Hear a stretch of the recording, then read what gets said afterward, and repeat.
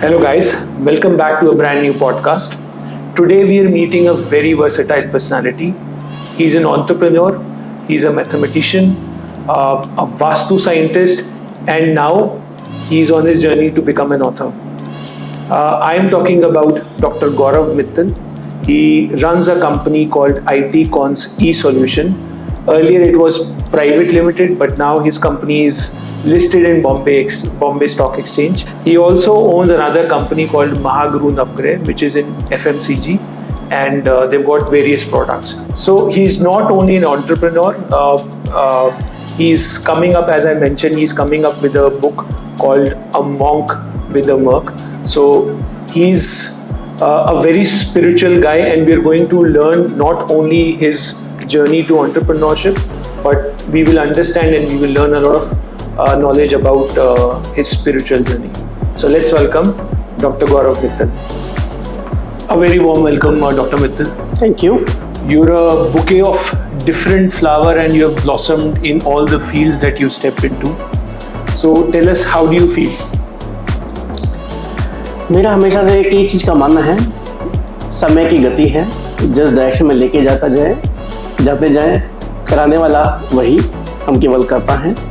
तो yes, into different fields, started from IT, ventured into FMCG, Ayurveda, schools, trust, and yes, as a hobby, astrology, numerology, vastu sciences. So काफ़ी सारी चीज़ें हैं yes profile के अंदर. So we'll get into each field that you ventured in, starting from IT Cons eSolutions. So first of all, congratulations to you. इस साल आपकी company BSE में बॉम्बे स्टॉक एक्सचेंज में लिस्ट हो गई है. So heartiest congratulations.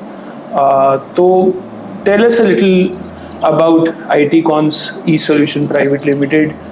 आपको कैसे आइडिया आया? 2007 में आपने ये शुरुआत करी. हाँ, तब वो प्राइवेट लिमिटेड की तरह से शुरू किया था, बट अब लिस्टेड है तो लिमिटेड है. या तो बताइए कैसे आपकी इंस्पिरेशन थी उसके लिए? Okay, so I am B Tech electrical from UP MNREC. उसका एक कॉलेज है KNIT सुल्तानपुर. जिस समय हम लोगों ने इंजीनियरिंग किया तो उस समय they used to be only 7 colleges in UP and KNIT is one of them through MNREC. Sure. उसके बाद इंजीनियरिंग करने के बाद yes I did my MBA from जो नरसी मोंजी है उसमें with finance with international marketing. Narsee Monjee Bombay. Yes, okay. Finance with international marketing. Right. उससे एक बिजनेस फ्लेवर आया, बिकॉज आप जब इंजीनियरिंग करते हैं तो आप एक टेक्निकल और टेक्नोक्रेट की तरह से काम करते हैं, and when you do actually MBA तो एक फिनेंशियल एस्पेक्ट, एक मार्केटिंग एस्पेक्ट, एक सेल्स एस्पेक्ट आ जाता है जो I think is required from growing from technocrat to a business guy. तो बस शुरू में जब मैंने जॉब शुरू किया तो आई गॉट इनटू से विप्रो. उससे पहले CMC था 1 साल. I was the manager for one of the client side Indian oil. Sure. Taking care of the infrastructure. IT infrastructure मेरा हॉबी भी रहा और शुरू से वो कंप्यूटर्स पे हार्डवेयर वाला पार्ट और सॉफ्टवेयर वाला पार्ट को जब शुरू में कंप्यूटर्स आए थे तो वहीं से एक लगाव शुरू हुआ असेंबल करने का, सब करने का. तो एक IT इंफ्रास्ट्रक्चर मेरा एक हॉबी रहा. वो हॉबी जो है जॉब में कब कन्वर्ट हो गया, फर्स्ट जॉब भी उसी में मिली, पता भी नहीं चला. देन तो मतलब I don't want to disturb you, but I have a set of questions where we will discuss about your education and your initial job. But currently, I want to understand the inspiration behind IT Cons. Okay. So जब 2005 से 2007 में I was the CTO, youngest CTO of India with Citigroup BPO. There were a lot of changes which I brought into the organization. Right. एक अहम आ जाता है कि when I can do this much for this organization, why can't I do it for myself? Correct. Why should I be only working for others? वो जो एक अहम था, over the one night I discussed. That point of time I got married. It was only 3 years. I asked my brother and I asked my wife, I want now to do business. I'm doing a lot of saving for this organization. I'm doing so much well. I will do it for myself. And रात को 12 बजे I wrote the mail to my MD because I was actually putting to my MD that this is the notice period I'll be serving, and now this is my resignation letter. This is in 2007? This was 2007. Yes. 2007, okay. And I started this organization. I started into as a staffing organization, and luck was by my side at that point of time, and I started getting a lot of good position. And with the support of my brother, who was based in US, we were getting good projects from US, and we started. So what had you started initially? Staffing only. Which means hiring people. Taking the people onto our payroll. Okay. And outsourcing it to the different organizations. Okay, KPO sort of. Not KPO. Staffing is you hire the people onto your, whether it is Wipro, SCL, HP, IBM. This is kind of a body shopping. Right. So they also do project management along with that, and there were some projects where you just need to give the skill manpower to different projects. Sure. So we started giving the skilled manpower to different projects in US. Okay. And these people were working from my premises only, and per person billing was something like $33, and there were around 40 people who grew. So there was a lot of money which was coming. So initially, you're saying that you had a team of 40 people when you started the business already. So it grew over just in 3-4 months when I started this. Okay. And it was something more than the salary which I was doing. We were getting. Sure. But उसके बाद से जब एक साल हो गया तो उसके बाद से कुछ अप्स एंड डाउन्स आए जिसने मेरे को अध्यात्म की तरफ काफी ज्यादा मोल्ड भी कर दिया. आई एम श्योर कि आप उस जर्नी के बारे में भी जानना चाहेंगे. हाँ बिल्कुल. मैं I am very inquisitive about learning your journey towards spiritual. So मम्मा की साइड से, मतलब माय नानाजी साइड से सबसे ज्यादा असर वुडो साइंस का मम्मी की तरफ था. वो लेफ्ट आई का फड़कना, लेफ्ट हैंड का फड़कना, पैर का मूवमेंट और सपने देखना वाला एक पार्ट जो हम लोग आज की डेट में मॉडर्न युग में हम मानते हैं कि ये सब भ्रम है, कथाएं हैं, फ्रिक्शन है, बट एक्चुअली नहीं था. और आज मैं जब बात करूंगा उस चीज पे तो I will tell that because I have seen both side of the coin. One is completely as a technocrat, science का पढ़ा लिखा बंदा, एमबीए किया हुआ, MBA finance with international marketing, PMP, and उसके बाद technical certification starting from Sun Solaris, admin, HP UX, Lotus Domino server, MCSC, MCSD, I don't know कितने certificates होंगे वाले, और उसके बाद दुनिया भर के awards. But the other side of the table या other side of the coin which is spiritually linked and which I give more preference now because I have seen both the side. Sure. तो वो मम्मा का जो असर है सबसे ज्यादा मेरे अंदर आया है. मेरे को भी शुरू से था वो लेफ्ट आई का फड़कना कि कभी कोई चीज़ होने वाली है, और वो सब चीज़ें होती थी. इंट्यूशंस, क्या होने वाला है, कोई चीज़ बुरी होने वाली है, अच्छी होने वाली है, या कोई उस ज़माने में फ़ोन की बात तो बहुत दूर की बात है, गाड़ी और ये सब चीज़ें तो बहुत दूर की बात है, बट ये ऐसे होने वाला है, वो इंट्यूशंस हो जाती थी. जब 2007 में ये बिज़नेस शुरू किया, बिज़नेस शुरू करने के बाद से एक साल बहुत अच्छा था. उस समय मेरे को एस्ट्रोलॉजी का ए नहीं पता था, न्यूमरोलॉजी का एन नहीं पता था. ये शुरू करने के बाद जब एक साल के बाद जिस प्रोजेक्ट पे हम लोग काम कर रहे थे यूएस के, they got into litigation in US government with some other company. They asked the people to be retained because they were highly skilled people, and they said like एक बार ये चीज हो जाएगी तो they will pay off. But वो litigation इतना लंबा गया कि ये जो बंदे हम लोग अपने रोज पे रखे हुए थे, we did not ask them to go. जो 1.5-2 साल में हमने सैलरी पे की, उसकी वजह से I came to a big loss. Because sorry to interrupt you, Dr. Mittal, but आप ये कह रहे हो कि जैसे आपने जब फर्स्ट ईयर 2007 में शुरू करा, तो the project that you got from US, तो आप अपने पेरोल से ही पे करते रहे and you were not billing your client? yes. तो इनिशियली एक साल we were billing, पर जब एक साल के बाद ये लिटिगेशन में चला गया तो दे आस्क कि आप अभी इन लोगों को रिटेन करके चलें because they were working the mathematical models. Which is fine, but जब आप उनको बिल कर रहे थे तो आपको आपकी पेमेंट्स वगैरह मिल रही थी इनिशियली फर्स्ट ईयर. बट जब सेकंड ईयर में उन्होंने कहा कि इनको अभी रिटेन करके रखें, यहाँ लिटिगेशन हमारे फेवर में होगा, इनको जाने मत दीजिए, बिकॉज हमने काफ़ी सारे उन पे ट्रेनिंग और उनके डेवलपमेंट पे बहुत ज़्यादा स्पेंड किया. और जिस प्रोजेक्ट पे वो लोग काम कर रहे थे it was mathematical models development का, voice recognitions and all that stuff. तो उन्होंने कहा कि दोबारा से अगर प्रोजेक्ट में 6 महीने के बाद अगर हमारे पास आ जाता है तो दोबारा से मैन पावर को डेवलप करके दोबारा से करने में इतना टाइम लग जाएगा, तो ये जो भी ड्यूरेशन जाएगा will pay off. But unfortunately that company got into litigation for a longer duration, they could not get the project back, and जितने टाइम तक रिटेन करके चले उस टाइम तक में जैसे बोलते हैं ना लंका लग गई, वो चीज़ें हमें भुगतनी पड़ी, and we could not build that part. So I had that loss. जब लॉस आया उसके बाद तो we got back to the square. So which means during that period, you never tried to fetch some more business as well, and you were relying on this company.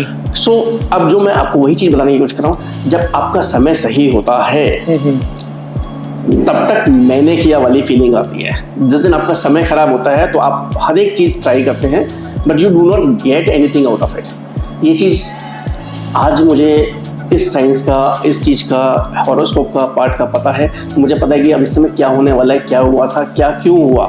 But जिस समय नहीं था पता ये, और जिस समय चीजें हुई, तो उस समय आप केवल कर्म में जो कार्य कर रहे हैं उस पर बिलीव करते हैं. कर्मा डोंट लिंक कि हम जो डेली काम कर रहे हैं वो केवल कर्मा है. That is our duty, responsibility. But karma is beyond that. तो तब तक वो नहीं पता था कि ये क्यों हुआ. तब तक ये लगता था कि मैंने उस कंपनी के लिए इतना कुछ किया and I made a saving of more than 2 crore per month kind of thing. Why can't I generate a business for myself? उस समय I used to be a young angry man because who has only seen the success within 5 years of life. Once you become CTO, the highest IT position where there is more than 40 people, technical infrastructure, 40 plus people into say development side are reporting to you. So you are on a different platform. You are on 7th heaven. Right. But that is not life. That is not something you are capable. You are only capable. There are more people who are capable. But you got the opportunity because you were being blessed, and that blessings were because of your previous birth karmas. It may be your parents' blessings. It may be your brothers and sisters and other people who were associated with you. Their blessings, and you did it.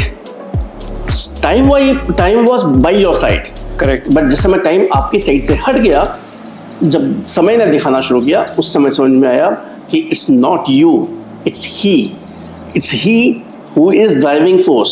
He is the one who is actually making you to show up as a rising star. You are none otherwise. Who knows, आज मैं हूँ उसकी वजह से हूँ, कल नहीं होगा, नाम होगा तो उसकी वजह से होगा, नहीं रहेगा तो that was not in my destiny.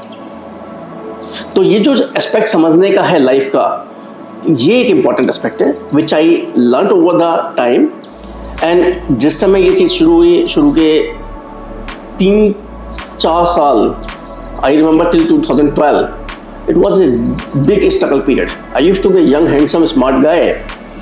पीछे बहुत सारी लड़कियां भागती थी, बट उसके बाद में जब 2012 के बाद भी, शादी के बाद भी, हाँ, I mean, there were many people in engineering college, और उसके बाद की शायद उन्होंने शादी भी नहीं करी उस समय तक में. बट उसके बाद सारे हेयर लॉस हो गए, वेट बनना शुरू हो गया, टेंशन से थायराइड आना शुरू हो गया. तो all these things happened. And ये सब चीज़ों ने मेरे को कम से कम भी 10 से 15 साल एजेड लगाना, मोर एजेड अपनी एज से कर दिया. तो time took its toll on to the life, but that was a determination. But 2012 में जब काफ़ी सारे पंडितों, 2012 तक में काफ़ी सारे पंडितों और काफ़ी सारे न्यूमरोलॉजिस्ट से मिल लिया. किसी ने बोल दिया कि खालसा की पूजा करा दो, किसी ने बोल दिया कि मदर साइड का पितृदोष है, उनकी पूजा करा दो. We spend a good amount of the time. Because क्या होता है कि जब तक आप राइजिंग स्टार हो तब तक आपके अंदर एक फीलिंग है अहम की, कि मैंने किया, मैं कर सकता हूँ. ये जो मैं की फीलिंग है, जिस समय तक आपके सितारे सही हैं, भगवान की कृपा है, तो वो कहलवा देते हैं मैं. बट जिस दिन वो कृपा हट जाती है उस दिन मैं भूल जाते हैं आप. उस दिन याद आता है कि भगवान बचा ले, किसी तरीके से ये नैया पार करा दे, ये एक मेरा छोटा सा माइलस्टोन है, इसको पूरा करा दे, ये पूरा करा दे. तब आप समझ में आता है कि लाइफ क्या है. होता क्या है कि जिस समय तक आप अच्छे कॉलेज से पढ़ के निकले हैं, आपका वो संगति है सब लोगों के साथ के बैठने उठने की इस तरीके की, जहाँ पे सब लोग कहते हैं कि बस I am doing this, I am working for 18 hours. Good, you are working for 18 hours. Result मिल रहे हैं, नहीं मिल रहे. रिजल्ट मिल रहे हैं तो क्या वो केवल आपके एफर्ट हैं? इस पे I will talk about it more. इस पे मेरी एक इनफैक्ट इस चीज पे जर्नी पे एक बुक भी आ रही है जिसके बारे में मैं बताऊंगा, ए monk with a mark. Yes, we will talk about that. Yeah. But before we proceed, so 2007 you started, 2008 everything was fine, right? And from 2008 it took a turmoil, right? And till 2012 you say. Yes. तो तब तक 2008 से लेकर 2012 तक you continued. तो उस time I continued. जिस समय ये चीज़ हो गई तो जो वो शुरू के बंदे थे उनको we had no other choice but to ask them to find out search out the job and as per the separation policy we did that part. उसके बाद केवल 6 बच्चे जो मेरे इंजीनियरिंग कॉलेज के थे उनको हायर करके I started developing a software Okay. which was recruit plus talent management suite। We thought अभी हार्डवेयर का ज़माना था, अब लोगों को सॉफ्टवेयर भी चाहिए, ऑटोमेशन भी चाहिए एंड 4 साल हमने उस पर भी पैसे खराब किए, आई से आज की डेट में खराब किए। ओके, ये कब से कब तक की बात है? 2008 से लेके 2014 तक। 14 तक आपने उसके ऊपर काम किया? उस पर काम किया, उसको पूरा डेवलप किया। डेवलप करने के बाद पूरा एक प्रोडक्ट बन के आ गया, सब कुछ आ गया। बीच में फंडिंग का भी हुआ, we were suppose to be acquired, सब कुछ साइन हो गया, बट फिर वो डेस्टिनी की बात आती है कि उस कंपनी ने जिसने हमें एक्वायर करना था सॉफ्टवेयर के लिए, सब कुछ करने के लिए, दे हैड देयर, उनके जो इन्वेस्टर थे P fund, they asked them to you know separate out. तो उनको जो डील थी वो कैंसिल आउट होके, उनको कैंसिल आउट नहीं हुई, उन्होंने कहा कि थोड़ा सा लंबा टाइम लगेगा कि बिकॉज उनको एग्जिट देना था उनको पहले, तो वो नहीं हो पाया। तो 2008 से 2014 तक we started developing and we developed good modules. But दिक्कत क्या है कि आप वन टाइम सेल कर रहे हैं तो पैसे आएंगे मंथली, अदरवाइज आप एम्प्लॉयज़ की सैलरी पे नहीं कर सकते। आप सैस मॉडल पे जाते हैं तो unless you are being funded you can not sustain month on month basis because आपको सैलरीज पे करनी है। तो वो जो एक और तीसरा चीज़, अगर आप इंटरनली डिप्लॉय करते हैं सॉफ्टवेयर को तो आपको सपोर्ट की जो कॉस्ट है it is a killing one. तो वो जो एक लूप है, ना आप इधर निकल सकते हैं ना आप इधर निकल सकते हैं, आप बीच में पार्ट में फंस गए। तो वो सबसे ज़्यादा इरिटेटिंग मोमेंट था। बेटा बड़ा हो रहा है, छोटे से डेवलप हो रहा है, उसको अच्छी एजुकेशन भी लेनी है। तो डिस्पाइट ऑल दैट, अब समय था, साइट था, उसने मेरे को कंटिन्यूसली फ्लो में रख के चला कि नहीं बढ़ते जाओ, जो चीज़ हो रही है वो एक डेस्टिनी है। क्योंकि उस समय 2012 के बाद में ऐसे समझ में आ चुका था कि it's not about me, it's about he. जो उसने लिखा है, विधि का विधान है, उसको आपको गो थ्रू होना पड़ेगा और जितनी जल्दी आप उससे गो थ्रू हो जाओगे उतनी जल्दी लाइफ सुकून की हो जाएगी। आज जैसे मैं कई बार बोलता हूँ, आज की डेट में थोड़ा सा डिफरेंट है, मेरा कहने का व्यंग नहीं है वो, कि जिंदगी के अंदर धक्के खाने की जो नियति है, कितने धक्के खाने हैं, वो नियति है। And that is based on your previous birth karmas or residual sum balance of the karmas of the previous birth which you have earned plus whatever you have done in this birth। वो total sum balance आपको decide करता है कि धक्के खाने हैं या life comfortable होनी है। उससे ना कोई बचा है और ना कोई बच पाएगा। तो ये चीज़ 2012 के बाद से समझ में आ गई थी। शायद वो समझने के बाद से जब मैंने अपने आप को स्पिरिचुअली अलाइन किया, वापस से I got into the staffing business and recruitment business and today is a success story. So आप देखिए कि 2007 से स्टाफिंग से शुरू किया, बीच में प्रोडक्ट पे गया, प्रोडक्ट को बंद करना पड़ा, सब कुछ डेवलप करने के बाद में भी, सब कुछ करने के बाद में अच्छे खासे पैसे, जिसे बोलते हैं ना फूकना बोलने आज की डेट में, वो करने के बाद में भी again I have to go back to the my starting point. मेरे को उसको बोलना नहीं आता, सिर्फ 2 ही वर्ड मुझे पता है। तो क्या आप पहले 2012 से पहले नास्तिक थे और उसके बाद आस्तिक हुए हैं? नहीं, या आप शुरू से ही आस्तिक थे बट बीच में आपने छोड़ दिया?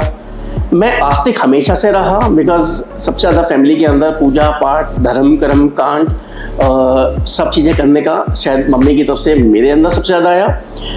बट जैसे कि मैंने कहा कि प्रीवियस जन्म के कर्मज जो मुझे भुगतने थे, शायद वो मुझे भुगतने थे, शायद उसने वो मेरा वहम और साथ में अहम तीनों चीज़ों को तोड़ना था कि बस you are none, you are only a puppet. आप कर्म कर रहे हैं, कर्म करने वाले सब कोई हैं। पत्थर भी जो तोड़ रहा है दूसरे के महल बनाने के लिए, वो कर्म कर रहा है, बट महल किसी और का बन रहा है। इसी तरीके से जब आप जॉब में थे, हाईएस्ट पेड जॉब पे थे, हाईएस्ट पोजीशन पे 5 साल में एक्सपीरियंस पे पहुंच गए, बट उसको आपने अपने अहम में लिया कि मैं ये कर सकता हूँ, तो अब देखिए कि आप क्या कर सकते हैं। शायद उस दिन मुझे वो रियलाइज़ हुआ और उसके बाद से आज तक का जो डिफरेंट है, आज ना मैं सुख में सुखी, ना दुख में दुखी, ना मैं खुश। जो हो रहा है सब तेरी कृपा से हो रहा है। वो है ना एक किशन जी का, मेरा आपकी कृपा से सब काम हो रहा है, करते हो प्रभु करते हो तुम कन्हैया, मेरा नाम हो रहा है। That is the same story. अच्छा, तो 2012 में आपने क्या डिफरेंटली किया in terms of your spiritual journey जिससे आपको रिजल्ट मिलना शुरू हो गए? तो यहाँ पे मैं आपको ये बताऊंगा कि नेम अलाइनमेंट, काफी कुछ पढ़ना शुरू किया, क्योंकि जब सब पंडितों से, सब न्यूमरोलॉजिस्ट से मिल लिया, किसी ने कहा कंपनी का नाम चेंज कर दो, तो होता क्या है कि आप कहते हो यार पहले से इतने सारे आफत हो रखी हैं, इतने सारी चीज़ें, आपने जो प्रॉपर्टी बनाई थी सैलरीज देने के लिए सब आपने सेल ऑफ कर दिया, आप अपने कहाँ तो आप राइजिंग स्टार थे, कहाँ आप अपने फ्रेंड सर्कल में सबसे नीचे आ गए। राइट। क्योंकि जिस समय राइजिंग स्टार था, सबसे बड़ी गाड़ी मेरे पास थी, जैजी सा ऑफिस था, जैजी सेक्रेटरी, सब कुछ था, बट जिस समय आप डाउन पे आते हो और आपको करोड़ों रुपए आपने खर्च कर दिए, हालांकि मेरे पास किसी का लोन नहीं था, my brother had been supporting to me, my wife had been supporting to me because she worked as a angel investor for me। मतलब आप ये समझिए कि उसको सैलरी ऑफिस से आ रही है 1 तारीख को और आप बिजनेस में, मैं बिजनेस में दे रहा हूँ, तो it use to be a pinching time, very very pinching time, because आप उसको सपोर्ट करने की बजाय you are becoming a parasite on her. तो वो एक मोमेंट था जब आप कई बार फील करते हो कि बस चलो वो तो ठीक है, कोई फर्क नहीं पड़ता। मैंने कभी ये माइंड नहीं किया कि मेरे फ्रेंड्स मुझसे उस समय हाई सैलरी जॉब पे हो गए, या उन्होंने बड़ा फार्म हाउस खरीद लिया या कर लिया। That is part of the life, that destiny. जिस दिन भाग्य है मैं उस दिन आप आज समझ सकते हो, बट जब आप वाली सिचुएशन में होते हो तो उस समय लगता है थोड़ा सा, पर मैंने कभी ये जेलस या ईर्ष्या की तरह से कभी फील नहीं हुआ। वो आज भी नहीं है, पहले भी नहीं था, ना कभी होगा। मैं चाहता भी हमेशा से ये था भगवान से कि किसी को कभी किसी का बुरा ना सोचें, कभी किसी के लिए नेगेटिव ना सोचें, अपने हाथ से जो हो सके करते रहें, देने वाले बने रहे, लेने वाले कभी ना बने। तो और प्लस वाइफ भी जैन धर्म से आई, तो ये चीज़ सोने पर सुहागा होगी कि भाई अब तो आप अगर थोड़ा बहुत सोचोगे भी नेगेटिव, तो यहाँ से बिल्कुल पहले से हो जाएगा कि आप देने वाले के लिए बने हैं, जॉब देने वाले के लिए बने। आपने ना तो जॉब पे जाना है, आप कर्म करते रहे, समय के साथ में समय ठीक हो जाएगा। हालांकि उसको समय एस्ट्रोलॉजी नहीं पता, बट आज मैं ये बोलता हूँ कि अगर केतु की भी ग्रह आते हैं तो 7 साल के लिए आती हैं, राहु की भी आते हैं तो 18 साल के लिए आती हैं, बट उसके बाद जब वीनस का टाइम आता है तो 20 साल के लिए भी आता है। तो वो जो मेरा टाइम था, जो मेरे लिए नेगेटिव टाइम था 7 साल का, वो स्पिरिचुअल साइड अलाइन होने की वजह से 6 साल से भी कम में कन्वर्ट हो गया, और वहाँ से टाइम ठीक होना शुरू हो गया। अच्छा, तो आप ये कह रहे हो कि वो 7 साल की जगह आपका कम हो गया? वो जब मैंने अपने आप को अलाइन कर लिया कंप्लीटली, और ये सोचना ही बंद कर दिया मैं कर्म कर रहा हूँ, I am putting my best of the effort, वो रिजल्ट्स आ रहे हैं नहीं आ रहे हैं, उसको अलाइन करते जाओ। आप जितने भी ये आप TQSS मैथोलॉजी कह लो, 6 सिग्मा कह लो, ठीक है, दीज आर फॉलो देम, आप उनको फीडबैक लें, अलाइन करते जाएं, लर्निंग लें, अलाइन करते जाएं, ठीक करते जाएं, बट जिस दिन देना होगा और लेना होगा वो उसी के हाथ में है, या आपके हाथ में नहीं है। सक्सेस स्टोरी क्रिएट करना, इट्स ऑल दी वन। मेहनत हर कोई कर रहा है, एफर्ट हर कोई डाल रहा है, किसी को सक्सेस स्टोरी मिलके नेम क्रिएट हो जाता है, किसी को नहीं होता। जिसका नाम क्रिएट हो गया, he become the rising star. इसका नहीं हो पाया, वो कहीं बुक्स में या हिस्ट्री में कहीं नहीं होता। और ये लाइफ का बहुत बड़ा सत्य है। हम लोगों को कह देते हैं कि ये डंकी जॉब कर रहा है, हम लोगों को कहते हैं कि ये स्मार्ट काम नहीं कर रहा, जैसे समय बुलवाता है। बट अदरवाइज उसका भाग्य अगर सही हो तो छोटे से एफर्ट इतने रिजल्ट दे देते हैं। जब भाग्य खराब हो तो कितने ही एफर्ट डाल लीजिए, वो सही नहीं होता, वो कुछ नहीं होता। सो 2012 में आपका टाइम जो है वो दोबारा वापस ठीक होना शुरू हुआ, when you started your spiritual journey again। तो कितना टाइम लगा आपको दोबारा coming back to the track?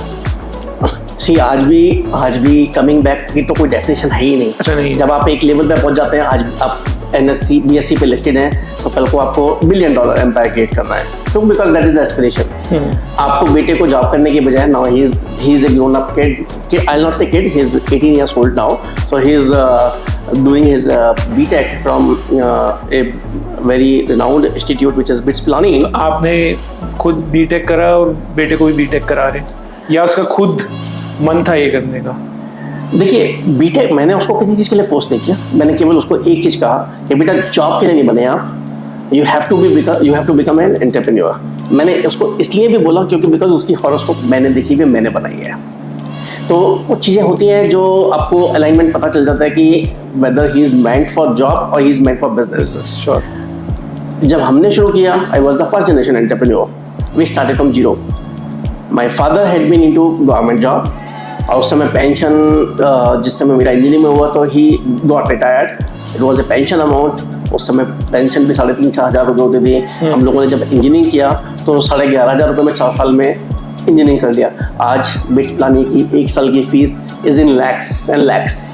तो वो समय अलग था, आज का समय अलग है। आज के टाइम पे आप एक मुकाम पे हैं, आपके पास एक बैग है, तो आज की डेट में मेरा यही पर्पज़ है उसे कहने का भी। और he is on to the same nature, right. तो उसने जो चीज़ें देखी कि how father grew up, how he struggled, how he still could survive, he is getting that backbone or he is getting that much of residual, and till the time I am alive, I only say to him कि मैं $1 billion बना के जाऊंगा, $1 billion को multi-billion dollar बना के आपकी जिम्मेदारी है, बट द सेम टाइम उसको कभी दिमाग पे चढ़ने नहीं देना कि आपने किया।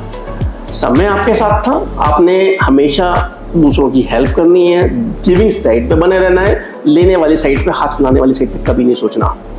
तो ये एक जब शुरू से वो एक लर्निंग है, तो आज उसका भी यही है थॉट प्रोसेस कि हाँ, जो पापा ने किया, he made it to himself, now I have got some backbone, मुझे उसको मल्टीप्लाई करके या नए डायमेंशंस में घुस के मुझे एंटरप्रेन्योरल जर्नी पर जाना है। I have to be a successful business person, but at the same time a good human being which is who is spiritually aligned. Sure. When I say spiritually aligned, मतलब business करते समय आपके साथ में चाहते ना चाहते हुए भी कई सारी नेगेटिव एस्पेक्ट्स होते हैं, बट उन नेगेटिव एस्पेक्ट्स को हटाने का जो एक तरीका है, देने की भावना, डर विश्वास रखना कि भगवान साथ है और मैंने गलत किया है, एक्नॉलेज करना, उसके रिलेटेड जो आपने नेगेटिव किया है immediately corrective action, corrective measure लेना, और डेली बेसिस पे।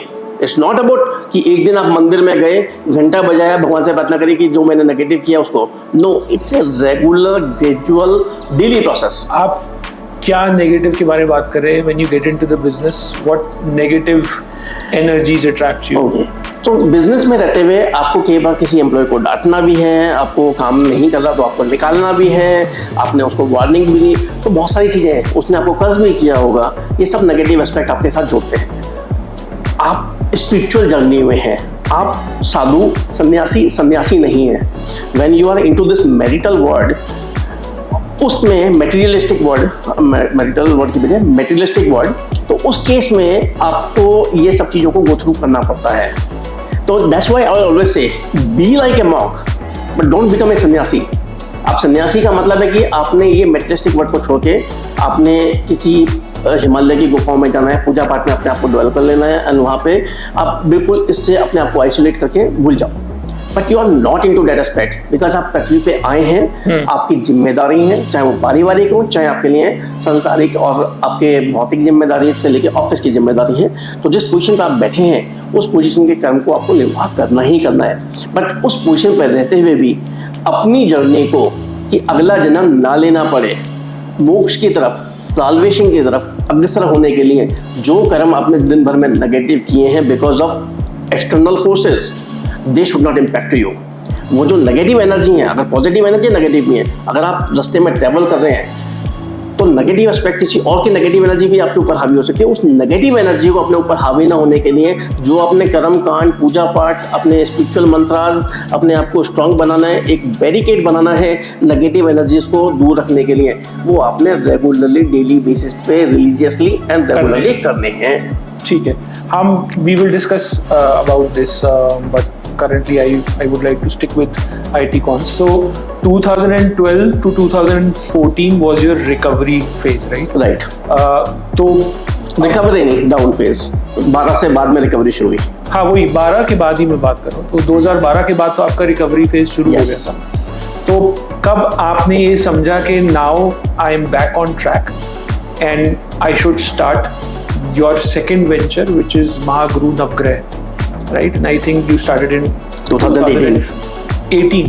Yeah. Okay, 2018 you started, which is a FMCG. Yes. Yeah. So tell us about that.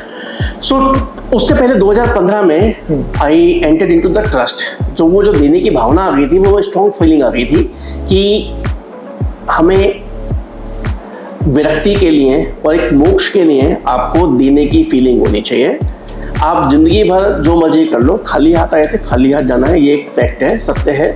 और एक चीज ये भी समझ में आ चुकी थी कि पूत कपूत तो क्या धन संचय, पूत सपूत तो क्या धन संचय। यदि बेटा आपका उसके पास एजुकेशन है, आपके पास उसके पास आपके संस्कार हैं, तो यदि आप जीरो भी देके गए तो भी बना लेगा, यदि आपने ढेरों दे दिया तो भी खो देगा। तो वो एक देने की जो फीलिंग थी वो आ गई थी। उस समय ट्रस्ट वाला पार्ट इनकलकेट हुआ, जहाँ पे I started supporting to different से ओल्ड एज होम, बिकॉज माता पिता के साथ मेरा ज़्यादा लगाव रहा। मैं कभी शायद बाहर जाने का भी हुआ तो मैंने वो जॉब छोड़ के नहीं उसको स्वीकार किया। मैं माता पिता पेरेंट्स के साथ रहना चाहा, बट आई थी आपके पास अपॉर्चुनिटीज, बहुत सारी अपॉर्चुनिटीज रही। जिस दिन जब मैं CSC में था तो मेरा UK का 3 साल का पहले वर्क परमिट लगा था, बट जिस दिन जाने का समय आना 8-10 दिन रह गए तो मैंने जो उनके वीज़ा वगैरह के पैसे लगे थे return it and I left the job. तो वो ये भी कह लो कि डेस्टिनी नहीं था, या फिर ये कह लीजिए कि मेरा खुद का भी मन नहीं था, तो इसलिए मैंने वो साथ दिया कि हाँ मुझे नहीं जाना है घर से दूर। Mother father getting old and I don't want to leave them.